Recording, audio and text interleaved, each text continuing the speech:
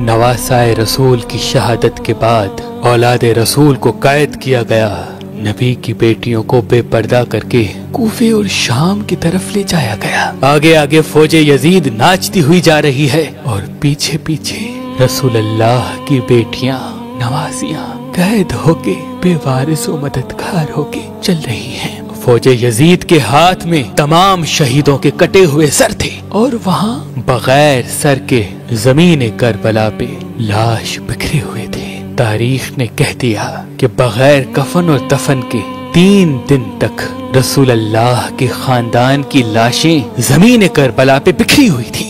बस 13 मुहर्रम 61 हिजरी को जब आसपास के लोगों ने ये मालूम किया कि फौज का पहरा कम हो गया है, चलो नहर फरात से पानी भर के आते हैं। बनी असद की कुछ औरतें जब नहर फरात से पानी भरने लगी तो देखा करबला की जमीन पे लाशें बिखरी हुई हैं। कहीं किसी का बाजू, कहीं किसी का जिस्म। उन्होंने जब इस आलम को देखा तो रोते रोते अपने मर्दों के पास गई और कहने लगी, ऐ रसूल अल्लाह का कलमा पढ़ने वालों, इस जमीन करबला पे रसूल अल्लाह का खानदान था। शायद यजीद की फौज ने उनको कत्ल कर दिया। उनकी लाशें बिखरी हुई हैं, उनके खयाम जले हुए हैं। आओ उन गरीबों को तदफीन करते हैं। उन मर्दों ने कहा, क्या पागल हो गई हो क्या? यजीद ने कत्ल किया है। अगर हम इनको तदफीन करेंगे तो ऐसा ना हो कि यजीद हमारा भी दुश्मन बन जाए। छोड़ दो, कोई न कोई आएगा तदफीन कर देगा। उन औरतों ने कहा, ताजुब है कि तुम अपने आप को मुसलमान कहलाते हो, रसूल अल्लाह का कलमा पढ़ते हो और उनके नवासे बेटों के लिए ये मवद्दत रखते हो।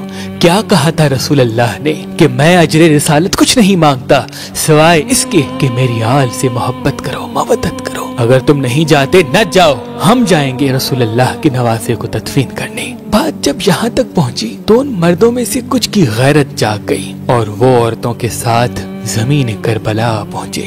बस उनका जमीन करबला पहुँचना था। देखें कि किसी के तन पे सर नहीं, किसको किस तरह तदफीन करें। उन्होंने सोचा कि एक बड़ा सा खड्डा खोदते हैं और सब लाशों को उसमें तदफीन कर देते हैं। वो खड्डा खोद ही रहे थे कि इतनी देर में मोजज़े से एक घोड़े सवार आया। उन्होंने समझा शायद कोई सिपाही है। पूछने लगे, कौन हो तुम?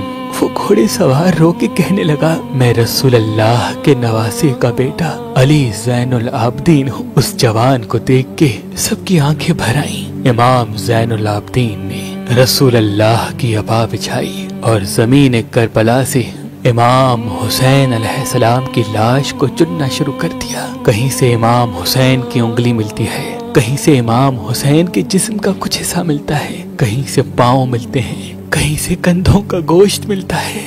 बस इमाम हुसैन की लाश के टुकड़ों को रसूल अल्लाह की अबा में जमा करते हैं और एक जगह जमीन को थोड़ा सा खोदते हैं तो वहाँ पहले से ही कब्र बनी होती है। इमाम हुसैन अलैहिस्सलाम को उस कब्र में तदफीन करते हैं और उनके साथ अपने भाई अली अकबर और अली असगर को भी तदफीन करते हैं और एक कब्र बना देते हैं। और वहाँ जो उन लोगों ने बड़ा सा खड्डा खोद दिया था, वहाँ दूसरे लाशों को तदफीन करते हैं और उस जगह को आज भी गंज शहीदा कहा जाता है, जहाँ सबकी लाशें एक साथ दफन है। बस सब लाशें तदफीन हो चुकी तो किसी ने कहा, एक लाश रह गई। ये देखो, एक कोई बूढ़ा साहबी है, इनको हमने तदफीन नहीं किया। इमाम सज्जाद रो के फरमाने लगे, ये हबीब इब्न मज़ाहिर है। अल्लाह ये चाहता है कि इसकी लाश ऐसी जगह दफन हो जहाँ जब भी कोई इमाम हुसैन के पास आए तो इनको सलाम करके आए। फिर आपने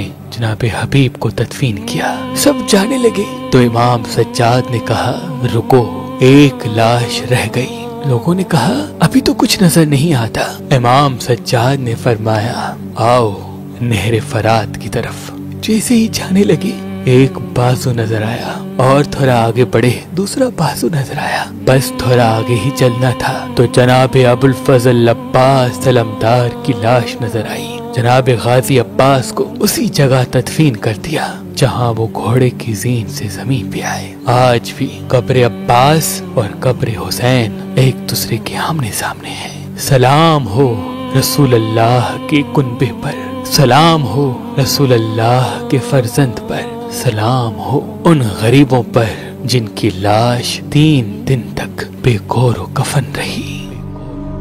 अल्लाह के वली हजरत शाह शम्स तबरेज ने फरमाया कि हुसैनी अकीक पहनने से नजर, तावीज, जादू इंसान पे असर नहीं करते और इंसान के कामों में रुकावटें खत्म होने लगती हैं। तो अभी हमारी वेबसाइट मेहरबानी.com पे आएं और ये पत्थर हासिल करें। आप अपना लकी पत्थर हमारी एप्लीकेशन जो गूगल प्ले स्टोर और आईफोन ऐप स्टोर पे मौजूद है उनसे भी हासिल कर सकते हैं। मजीद मालूमात के लिए हमारे नंबर पे कॉल करें। अल्लाह आपको सलामत रखे। अल्लाह आपको सलामत रखे।